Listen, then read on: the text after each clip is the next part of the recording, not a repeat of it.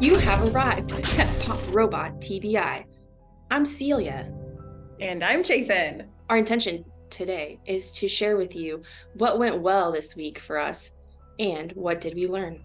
So, why we do this is because in health coaching, we as health coaches try and help people who are working with us to see their lives differently. A lot of times we can go through our lives and feel pretty down on ourselves, and we don't acknowledge what's actually going well. We forget to celebrate the small victories. So, in saying what went well, we're just pausing and we're acknowledging the small victories.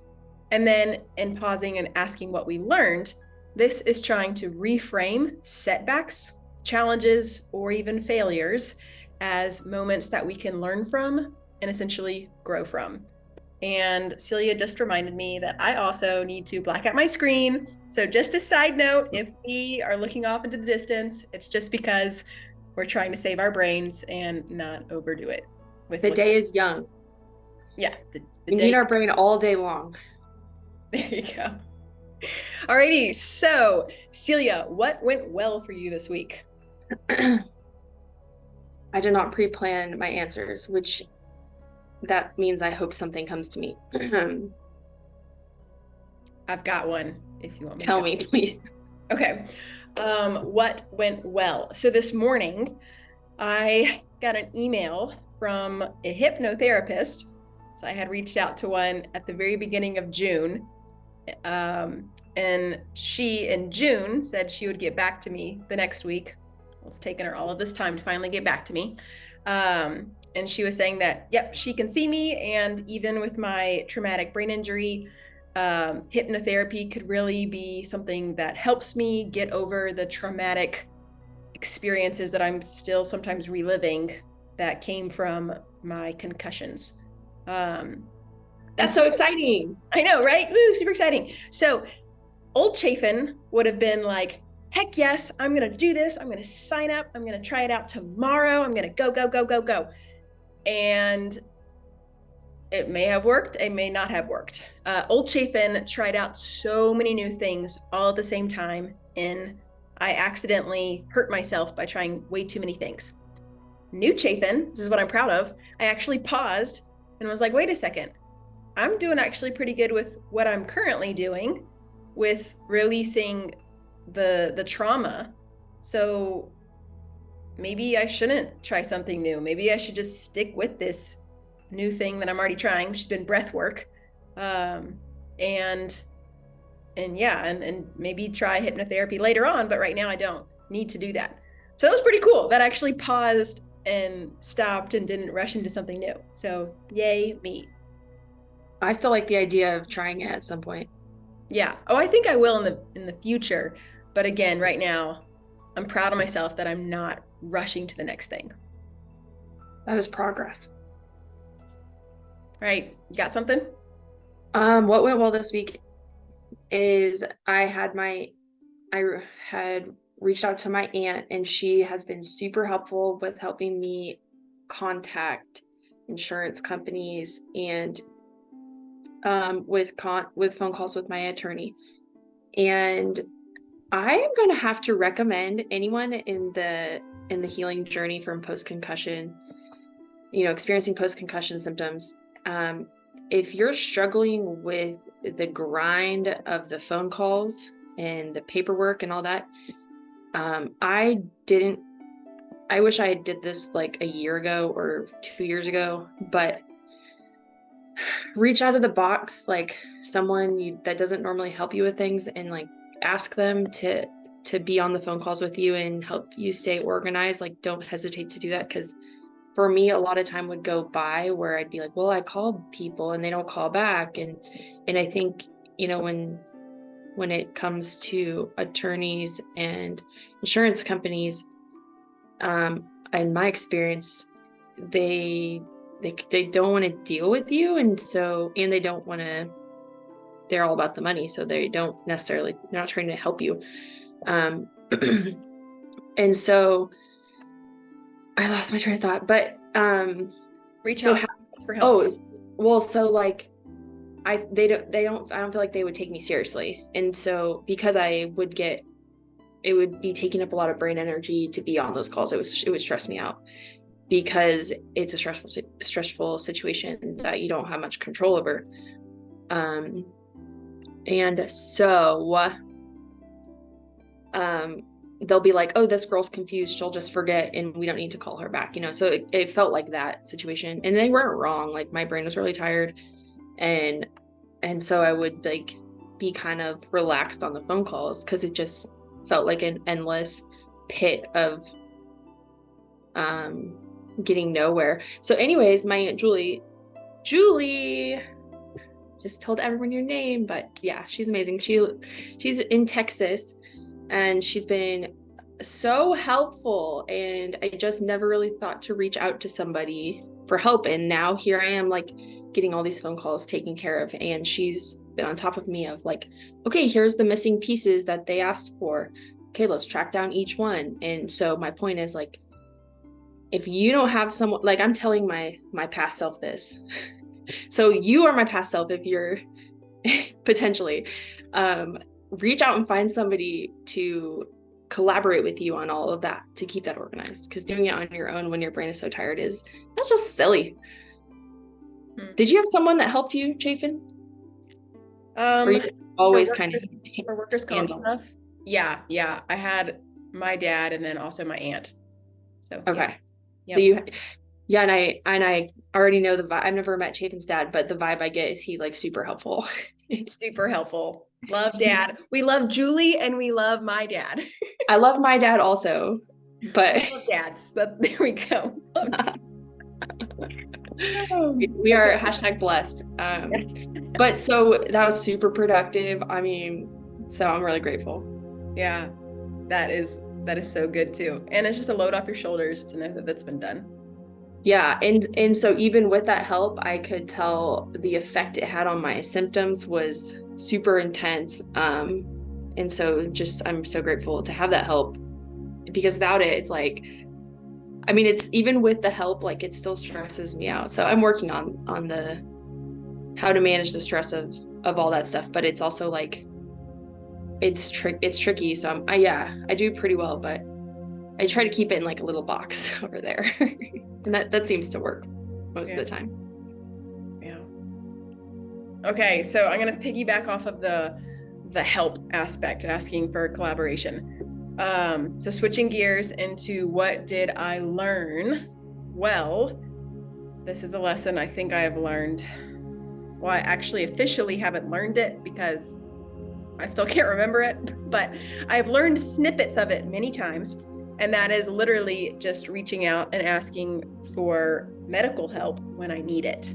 I have the huge blessing of having an amazing physical therapist who has taught me so much about how to heal my body, as well as how to heal my mentality and emotions and whatnot.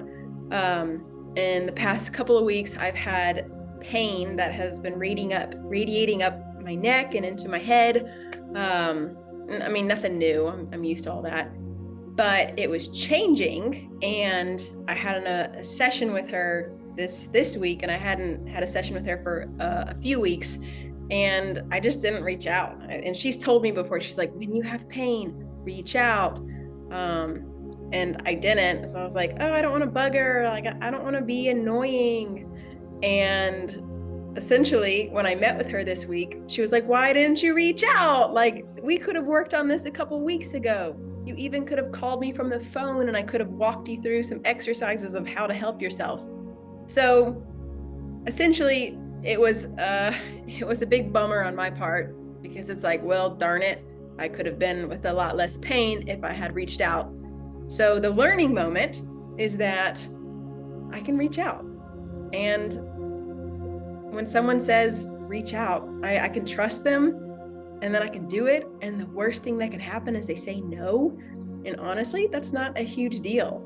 Like, I have that freedom, the power, and I feel like love is also a good word, because I'm putting out good energy and I'm not being demanding and asking for help. I'm being humble and asking for help. So yeah, I'm interrupting you, but I think there's there are people that want to help us in our lives, but they don't know how. Obviously, your physical therapist specifically knows how. But there's other people that want to be helpful, but I can tell there's people in my life, they don't know how to help. And because they're like, I don't understand what's going on with you. And so if you think of anything specific, just ask, because more than likely they really want to be helpful, you know? That's such a good point. Such a good point. I'm saying this, but I haven't really tried it. So now I'm going to start asking people for assistance. I know. I can't wait. It's going to be entertaining. I know. I've done it like in chunks. I'll go through a season or a month or so where I'm like, I'm actually going to ask for help. And then the next month I'm like, psh, I've got this. Or I'm miserable. I'm not asking. I'm miserable. I got this. Yeah. So we can hold each other accountable on asking for help. That could be the challenge for the week. Ask for help on like one thing. I like it. All right. YouTube people, if anyone's watching this, if you are on the challenge with us, you can comment below what you asked for help on and how it went. Can't wait. All right, Celia, your turn. What's the question? What did you learn? Oh, okay. I was like, I thought I already answered the question. You kind of did, like what you learned in the past. So that can be your answer unless you want something else.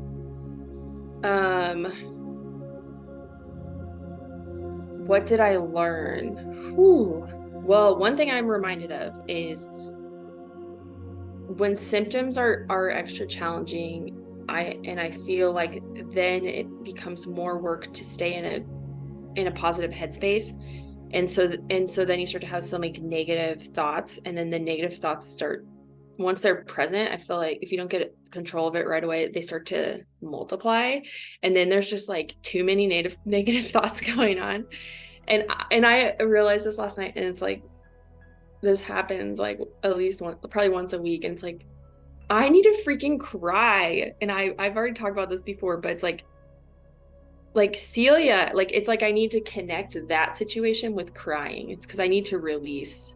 And so I'm going to challenge myself to take time to cry when that happens, because I keep getting like stuck in this situation when there is a way to release it and like free myself. But at the time I'm like too confused to like come up with that plan. And then I start like the tears start kind of like pushing out through whatever it is I'm doing in my evening. And then I'm like, oh, I need to like go home and cry. Yeah. So I don't know if that makes sense for like something I'm learning, but I mean, I'm learning it. I'm learning that. Yeah. I mean, where I'm at with it. It's something that you necessarily haven't done, or you've done it before and you've forgotten. And then it's just, it's that moment where you check in with yourself and you remember, all right, I'm going to do it in the future. Yeah. It's an interesting concept. Like, I just had a thought where I'm like, maybe I could schedule it like 7 p.m. every Tuesday. I cry, but I'm like, well, maybe that's not when I'll need to cry. But I was like, I don't think that's being very authentic with yourself. I kind of want to try it. Okay.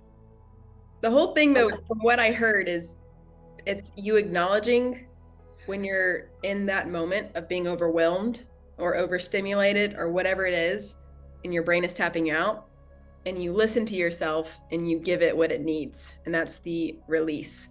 So if you schedule it, I don't know if that will be the same. You could have a reminder. It's not a great plan. I just thought of it. But I like the idea. You're throwing out experiments.